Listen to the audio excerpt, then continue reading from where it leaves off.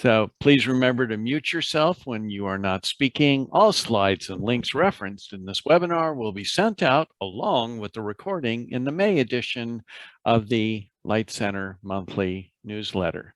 Social emotional learning, SEL, helps students to better comprehend their emotions, to feel those emotions fully, and to demonstrate empathy for others.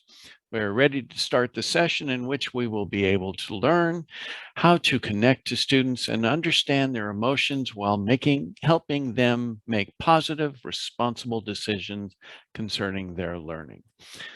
This afternoon, Professor Daphna Ram, Westcliff University doctoral writing specialist, will be facilitating this Y series session.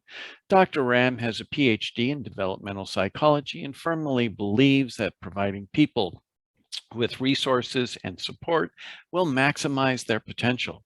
As a teacher, she puts a lot of effort into conveying concepts in a clear, compelling, and impactful way. Thanks, Professor Ram, for facilitating today's workshop, and the floor is yours. Hey, thank you. You guys can hear me okay? Yeah. My computer does the same thing, so I don't think it'll, I don't hope it won't, but if it does, then, so I feel your pain is my point. Hello, so how is everybody doing? Nice. So what I'm going to do, I have a PowerPoint presentation. I'm obviously going to talk through, and I encourage you to speak if you have anything to say, because that just makes it more fun for everybody. And okay, so are you seeing the, let me know just once you see the, you're seeing my screen, yeah? Yeah. Is it? Okay. And then, all right, so I'm going to start the presentation. And here you only see, you're just seeing the today screen, right? Is that right? Okay. Okay. So hello, my name is Daphna. Thank you for that introduction. That was very nice. So today we're going to talk about why does SEL matter? So how impactful is it? And then what about it makes it so impactful? So really, to understand the implications and the importance of implementing social emotional learning, you have to understand the theory behind it and why, in theory, it should work, right? And why it should help you do what you need to do or what you want to do. But first, I'm going to give you a couple scenarios. You tell me what you think is going on or what the most effective course of action would be. So Clayton has been overseas for a long time, returns to visit his family. So much has changed that Clayton feels left out. What would be the most effective for Clayton? So you can say it, you can put it in the chat, but I don't know what I did with my chat box. Oh, and if you want to do that, anybody, which one would be, there's no right answer, by the way. That's a little pro tip there. Anyone?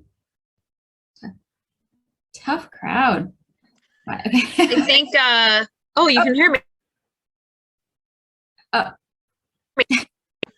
There we go again. Reflect that relationships can change with time. Yes. And that's actually another thing.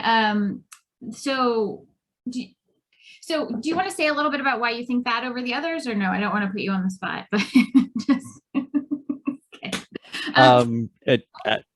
Things do change, and especially when you've been overseas for a while and you come back and people have changed. They've gone on different paths than they were on when you left. Yeah, that's interesting. So do you think that, would you say reflecting and then not even trying to come back, or just kind of like admitting, or not admitting, but realizing that the relationship isn't the same and won't be? Or is it kind of, is it more like telling, people are saying B and C, I see that. So tell his family feels left out and then spend time listening and getting involved again. It was just a starting point. Okay. Yeah, that's another thing, is they're not, like I said, there could be more than one, and they're not necessarily always mutually exclusive. It's really just, picking kind of the best one and going from there. Okay. Yes, being open to speaking about your feelings, getting involved to rejoin activities, 100%. That's probably good practice for most of us. Anyway, so Okay, so here we go. So Lee's coworker fails to deliver an important piece of information on time, causing Lee to fall behind schedule. What action would be the most effective for Lee?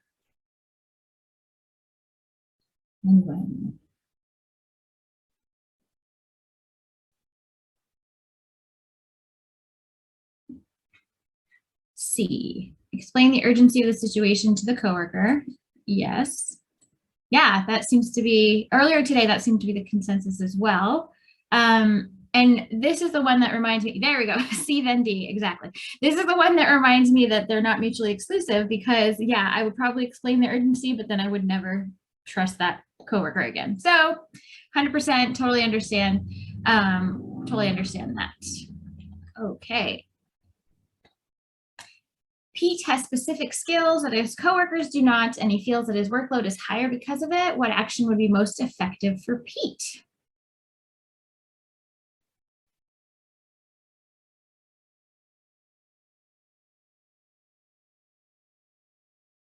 A and C in combination. Speak to his boss, be very proud. Oh, yeah. He's probably be proud of his skills anyway, right? Like, I feel like that's kind of the foundation. A and D, B if needed. Okay. Speak to his boss, speak to his coworkers, and start looking for a new job. Yeah. Yeah. Work's tricky. A and D, speak to the boss and speak to coworkers. Interesting. Okay, so there's a lot of sort of variation here. It's interesting.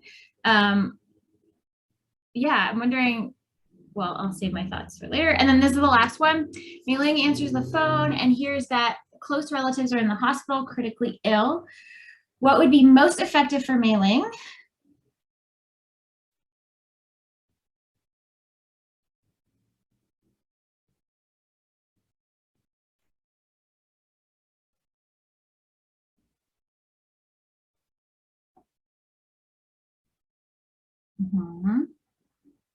C, speak to the family. Yep. Interesting. Okay, so it sounds like, and this is sort of a theme I noticed earlier today too, was that people are saying a lot of communication type things, right? Everything is kind of like, well, talk to the people first and then figure something else out that you need to do. So the reason I'm talking about this, or I brought up these scenarios, is these are scenarios that are actually used for, like, as you can see, new paradigms for assessing emotional intelligence. So they're kind of assessing your emotional intelligence, your social emotional learning skills. I'm using it slightly differently than these guys did, but because they think that there's a right answer and I disagree. But basically, the reason I wanted to talk about it is because this is stuff that has happened. I don't know, maybe not to everybody, but like a version of this has happened to me in some regard, right? Any of those 4 situations. And so all of that, figuring out what to do when something like that happens, that is social emotional learning. So that is why that's important. It just kind of comes up. It's around us all day, every day. But nobody really sits down to teach us exactly what it is. All of that is changing now because it's becoming more of a buzzword hot topic. But other than that, it's still there. These are skills that people need, but you're never really taught, right? Explicitly taught, I should say. So just really briefly, and I'll get back to this, social emotional learning, just really quickly to tell you what it is. This is from the website CASEL, which is the Collaborative for Academic, Social, and Emotional Learning. And they are pretty much the front runners, well, basically the kind of experts that people go to look at, to try to find out what's going on with social emotional learning, like what programs to use, the most recent research, etc. This is their definition. I won't read it out loud to you because it's long and tedious, but basically there's 5 competencies in social emotional learning: self-awareness, self-management, social awareness, relationship management, and then responsible decision-making. And again, we'll revisit all of this in just a bit. The thing with this definition that they have is, I feel like, as much as I love them, I feel like it sort of tries to explain everything, so it explains nothing, right? That's sort of the vibe I'm getting there. So we'll talk a little bit more about this now. Let me kind of move on. So basically, just to kind of, show off a little bit with SEL and what it can and can't do. So research study in 2017 found that SEL programs can benefit kids for months and even years. And so as you can see, they have a good academic performance, social emotional learning skills, obviously you would hope if that's what they're learning, positive attitudes, positive social behaviors, and then fewer conduct problems, emotional distress, and drug use. And interestingly and importantly, benefits were the same regardless of socioeconomic background, students' race, or school location. So that's good. And this is talking about K to 12, which is another thing, because I know you don't deal with K to 12, but that's just something to keep in mind. But still, the fact that there's no difference, even with socioeconomic background, et cetera, it's something to keep in mind. And then it's also a wise financial investment, right? This is kind of the strengths-based sort of approach, as opposed to the deficit one, where to avoid interventions later on, this is prevention, right? So you are teaching people skills that basically kind of the money kind of comes back to you, right? So for every dollar invested in this, there's an $11 return, which is savings from costs for that you would have if you were to have an intervention. And then this again, it's just more stuff about how awesome it is. So science looks at SEL to student gains, right? Social emotional skills, which of course, improved attitudes about self, others, in school, positive classroom behavior, 11 percentile point gain on standardized achievement tests, which is great. And then lower conduct problems and emotional distress. And then one more, I think this is going to be so. And then there's this again, yay, there's more. So again, I mean, you get the point, right? So social emotional learning should, in theory, based on these things, right? Oh, hey, social emotional learning is pretty good. And it doesn't, it sort of, it doesn't matter race or gender or, wherever you are, where you live, it still works. So it looks pretty cool, right? But now you're probably saying, this is too good to be true. Why should I believe it? I heard it. I heard you say that. Right. So this is the point. This is this is where kind of the shift is, right? So this is where I'm going to tell you why it actually makes sense that it works and why it is so impactful. And I also would like for you to think about sort of in your own, as I'm going through the rest of these slides, kind of in your own classroom, in your own interaction with students, even your family, even your life, right? What is it that, what can you get from what we're talking about that would help in the classroom or even with your family, your life, right? Anything like that. So just think about how to apply some of these things. So I'm going to go through this, and then I'm going to talk about theory, and then you will all have come to my side and believed it and understood that SEL is important. Okay, so I'm going to tell you a story first.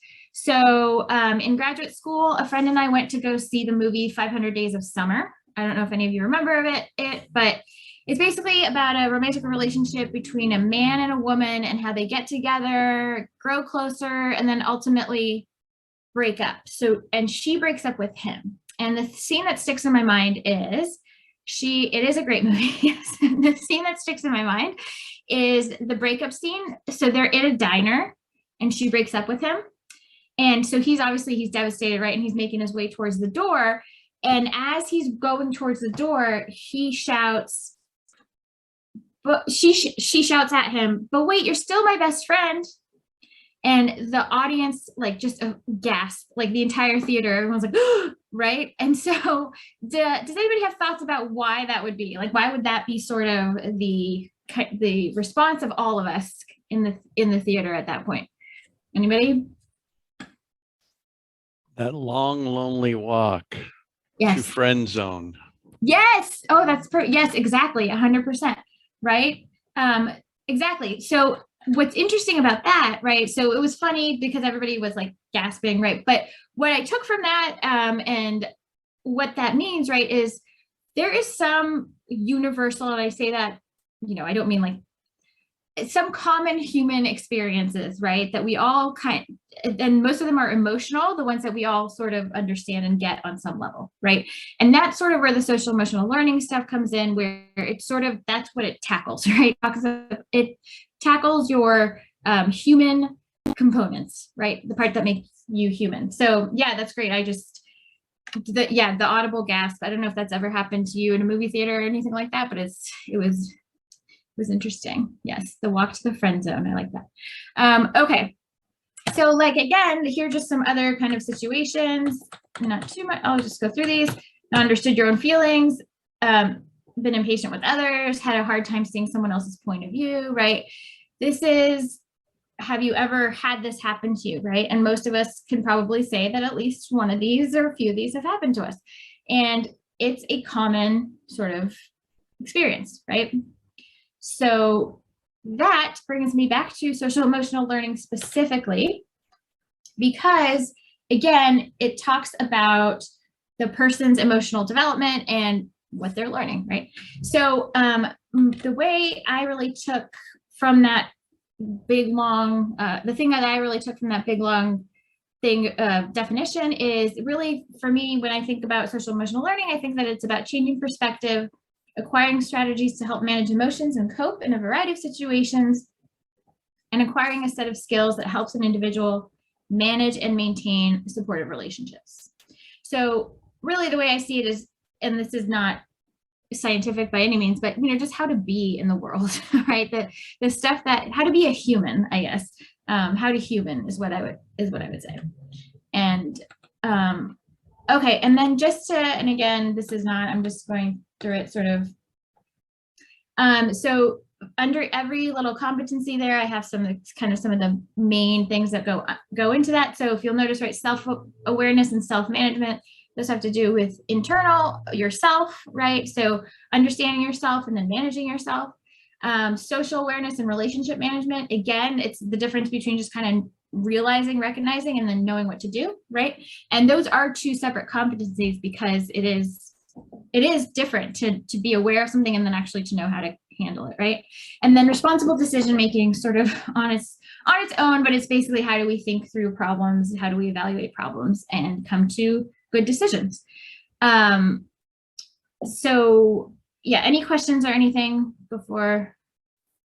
No. All right. Okay.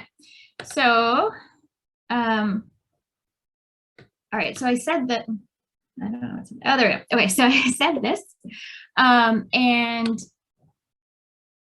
don't know what's happening. My computer's freaking out. Oh no, now I'm getting the low system resources thing. Can you guys hear me? Still? Okay, good. All right. So, okay. So, what I wanted to say was, no, we don't need that. Okay. So what I wanted to say was, all right. So social emotional learning, I'm hoping I convinced you at least a little bit that it matters. And we're still going to talk about why it matters, but we're really going to kind of dig deep into sort of these theories about human development that tackle it, and that hopefully at the end of this, you don't have to agree with every single thing about social emotional learning.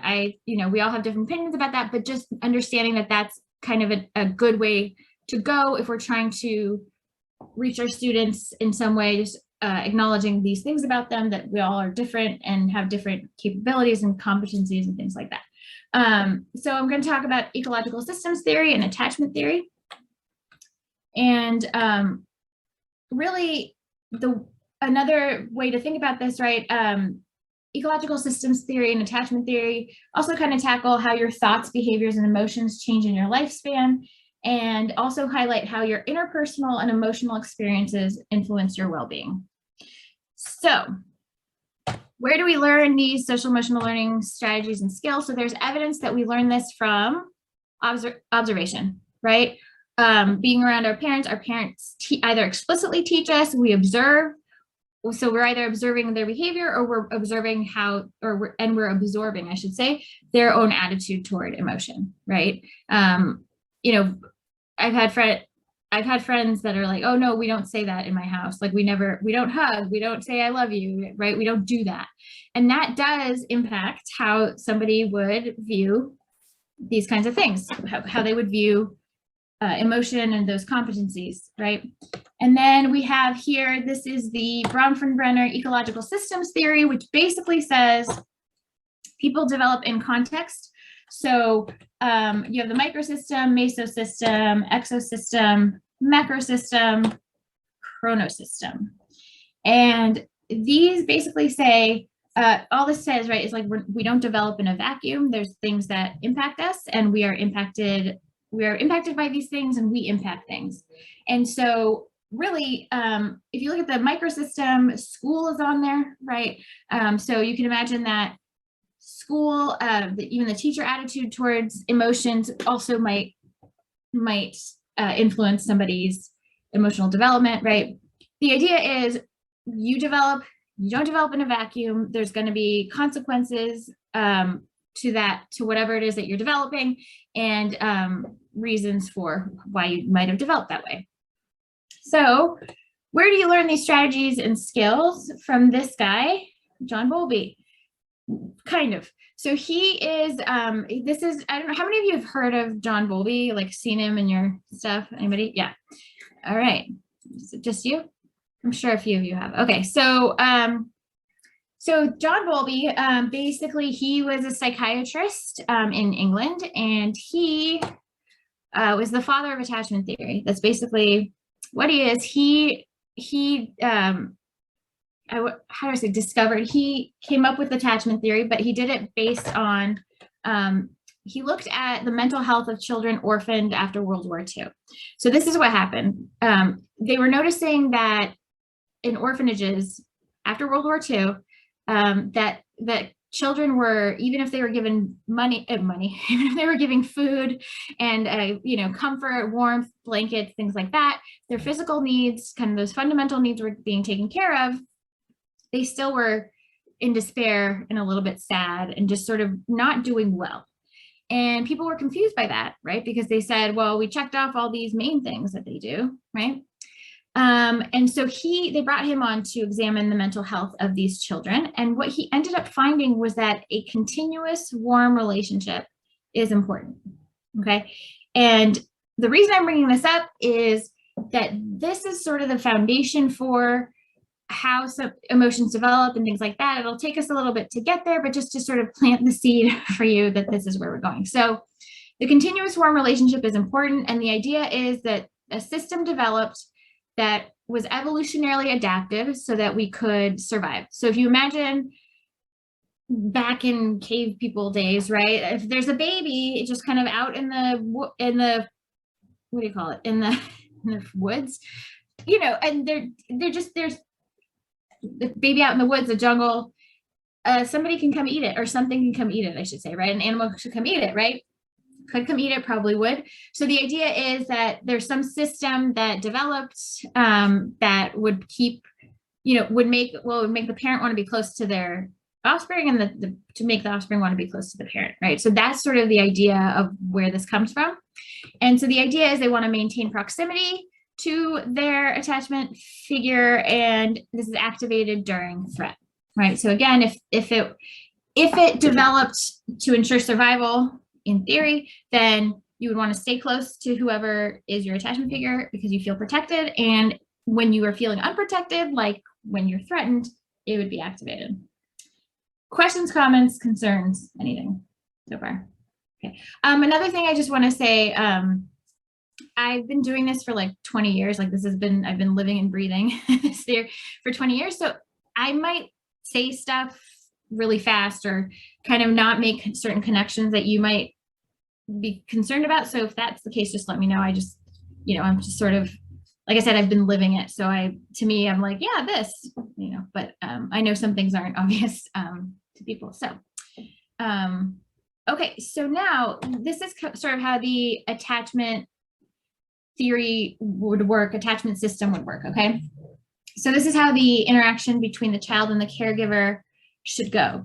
Now, it's activated during threat, remember that, and you can think about the attachment relationship as sort of this continuum between attachment and exploration. So when somebody feels threatened, so here we have a little girl and she's upset, and so she wants her caregiver, right? And so she's close, right? Activated during threat. She felt emotionally vulnerable, whatever it is. And then when things are okay, then they're not upset. They can just do what they're doing. And again, evolutionarily, right, that makes sense. Activated during threat, you want to be close. If everything's okay, then you're like, okay, cool, I'm going to go do some stuff, right? So this is sort of the question this is sort of the system and how it works, right? So just looking at kids, for example, is my attachment figure sufficiently near? So that's a question, right? If yes, then they are secure and content, right? Those are their feelings. And they explore and they play and they socialize, right? They're like, okay, yeah, I can, you're there, you've got my back, like if I need you, but it's cool, I don't need you right now. And then repeat. So you're constantly checking. Now, what if the answer to this is no? What do you think the emotions are? Anxious and fearful. And then what do you think does anybody want to guess at the actions? What would they do?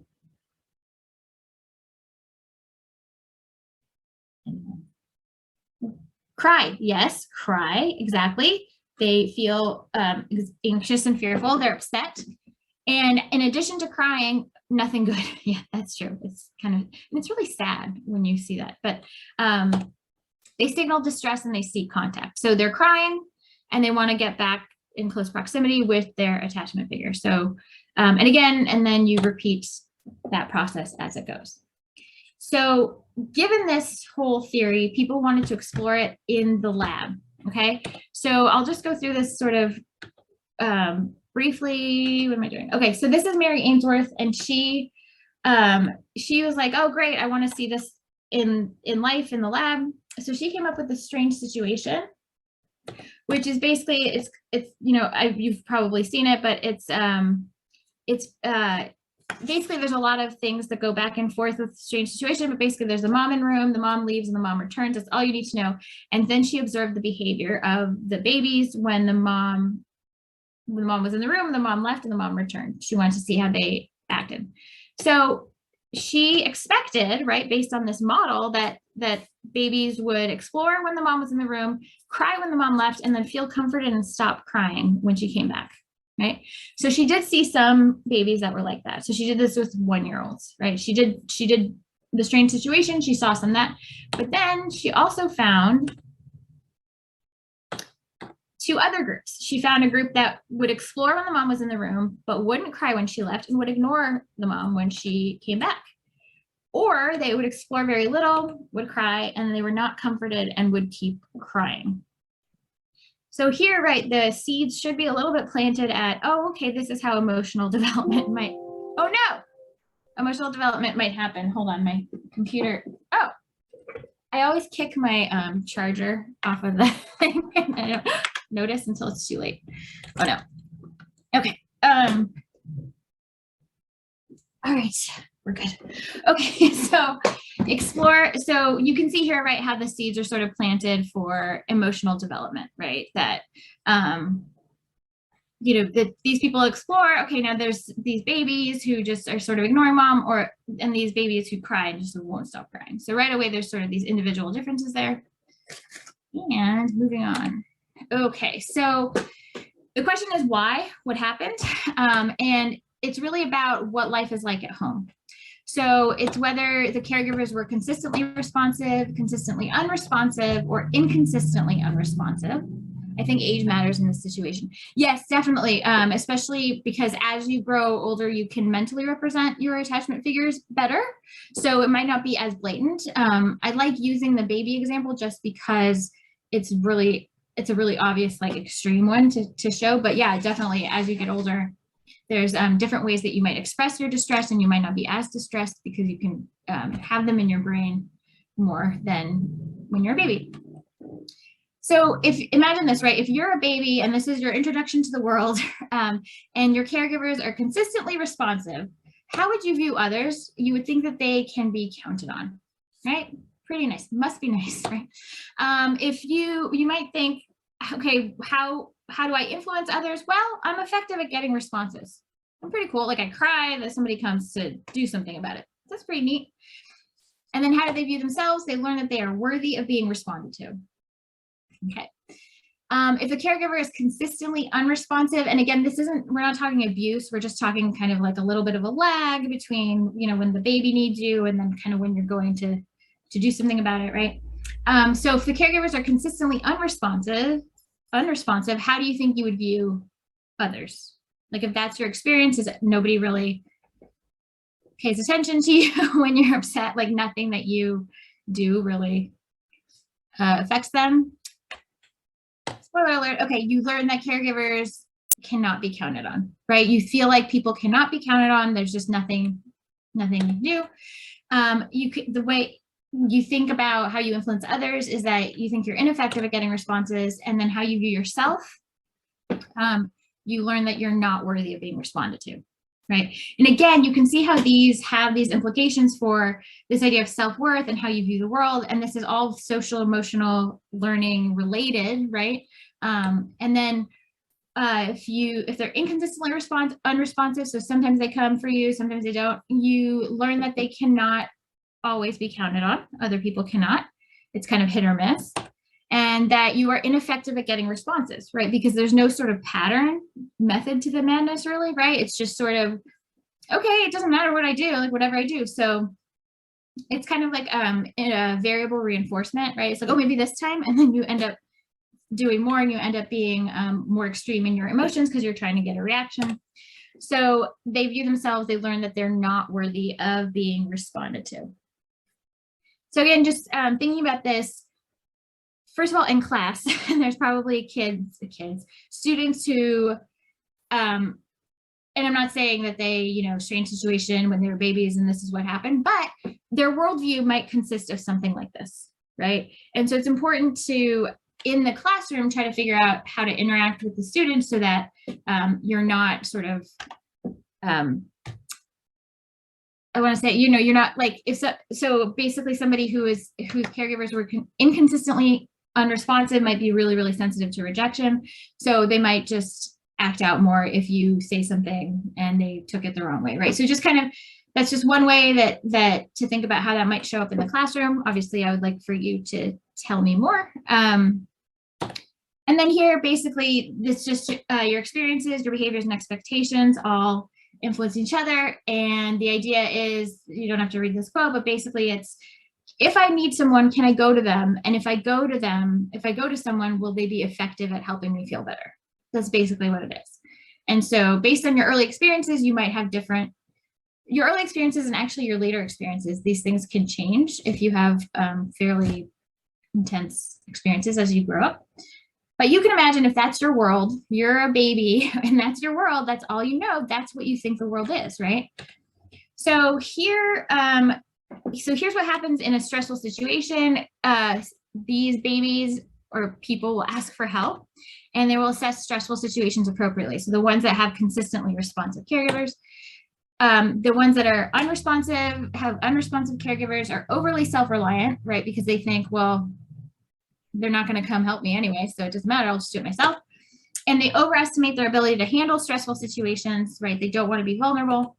And then inconsistently unresponsive is reliant on others, and they overestimate the impact of stressful situations, right? They're trying to kind of get attention. And again, it's that kind of variable reinforcement where you're like, oh, maybe this time, right? Oh no, this time, right? And so you kind of keep trying and try harder. So these three sort of types are secure, avoidant, and anxious. So securely attached, avoidantly attached, and anxiously attached. So this is sort of the basis of how they react in this kind of situation. The idea is, so you go from the strange situation, which is the baby wanting their mom or whatever, and then crying or not crying, right? And how they react to that. Are they comforted or not comforted? If you think about that, how that might translate to a grown-up, right? There are sort of these kind of analogs for grown-up behavior as well, right? And so I guess the point is, and I'm going to kind of keep saying this, is that's why social emotional learning, in theory, should be really impactful, and it looks like it is, because it really tackles the things that, kind of like really hits you where it hurts, right? first situation made me think if this is right for the kids to know that they can always count on people. So that's great. You're bringing up a point where, sometimes people say, oh, but if you are constantly, and this isn't exactly what you're saying, but I think it's the same vein of, if you're consistently responsive, are they going to be spoiled? And no. So the good thing is, right, if they feel they can, and again, this is different situations, obviously, right? Like, I'm saying on average, in theory, you want securely attached people because they have a clearer view of the world and really trust people. And the reason I'm saying that, so most of the time, it's not that they should count. It's not that you're really telling them that they can count on everybody necessarily, but it's more like you're helping them be. One sec. I didn't ask you anything. Okay, it's more like you're helping them be a good judge of character. Like you're giving them the resources because of the way that you are handling emotions, the way that you are dealing with people.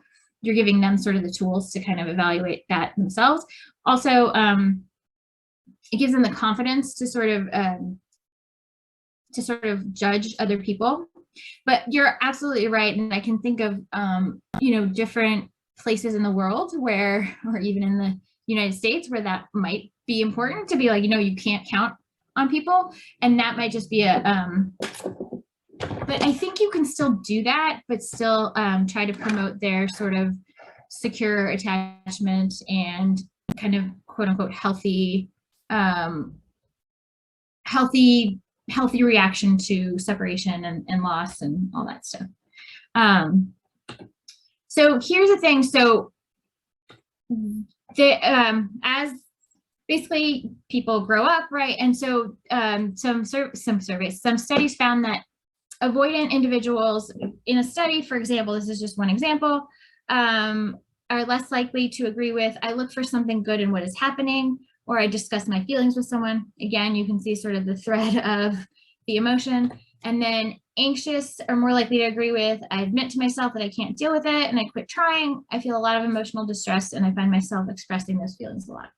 So you can see the thread, you can see the theme. Okay, and I'm just gonna go through this quickly. So basically, let's say in a secure child, if they're upset when the mom leaves, they're comforted when she returns. This is sort of, there was a study, they looked at different types of attachment, and this is sort of what they used to describe every type. So a secure type, find it relatively easy to get close to others, comfortable with them depending on them and having them depend on me. Don't worry about being abandoned or about someone getting too close, right? Again, must be nice, but that's the point, right? That's sort of, that's their worldview. That's just, they're like, okay, right? Here, children are not too distressed by mom leaving. This is the avoidant, and they actively avoid contact when she returns. Again, they're gonna say, okay, well, I don't like being close to people. I don't want people to know stuff about me. Like I'm just me, right? And then here's anxious. So the children are ill at ease, explore little, and upon mom leaving are distressed and have a hard time being soothed. And then sort of the adult kind of analog of that is, I find that others are reluctant to get as close as I would like. I often worry that my partner doesn't really love me or won't want to stay with me, right? They can't trust they can't trust sort of people's reactions to them. They just really quite literally have no control. I want to get very close to my partner, and this sometimes scares people away. So that's that there. So I want to do, a couple of things I want to mention before. So the idea is here.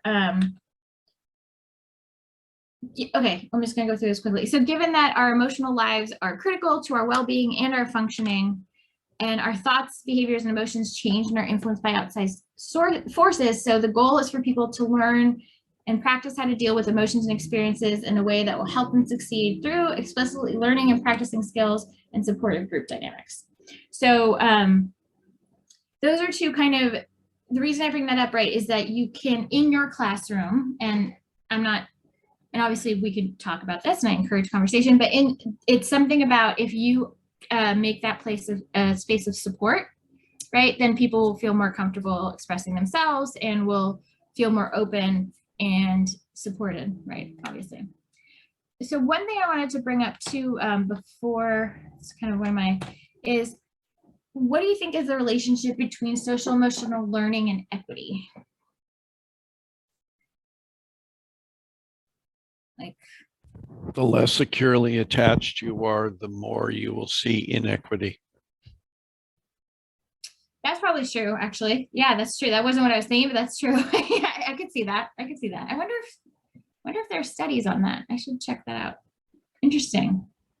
Especially like with the climate of today's world and everything. I wonder that somebody must have done a study on that. I should look. Anybody else have any thoughts about that? Wow, tough crowd, seriously. Basically, so one of the things is this acknowledgement that not everybody has had it the same. Oh, I like her already. Not everybody's experiences are the same. So kind of to the point before, somebody asked me, well, do we actually want people to trust people, right? Maybe it's sometimes good for them not to count on people. So it's good that we're kind of not making them secure or whatever it is, right?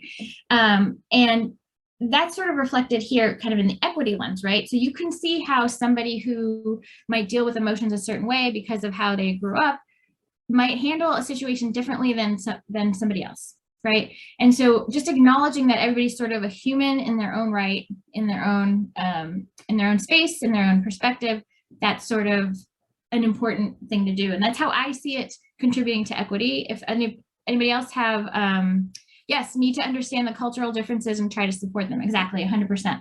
And sometimes it's not even as obvious as cultural differences, right? Sometimes it's just like in individual differences. It's just, this person's really rejection sensitive, or this person really doesn't like when I use this word on their papers or whatever, right? Like, and we're not supporting them in the way we should, but we don't know that because we don't know their story, right? So just kind of being mindful of that. Anybody else? Does anybody have experience sort of in the classroom where this sort of came to light or anything, that equity was kind of an issue, or social emotional learning, equity, stuff like that? I can share when I taught at the community college. I had a student who came up to me in the middle of I had them do these like weekly reading questions, and I would post them late in the week, and they would have to do them by the end of the weekend. And he came up to me one week and he said, look, I'm working like 2 jobs, and I'm like barely making time to eat. I have no time to, like, the amount of time you're giving us between when you post it and when they're due is not enough. I need some more lead time, right? So that basically is what I did. I started posting things earlier, right? And you can see, again, sort of the social emotional learning piece of it is what in that situation? Does anybody have thoughts? The social emotional learning piece would be?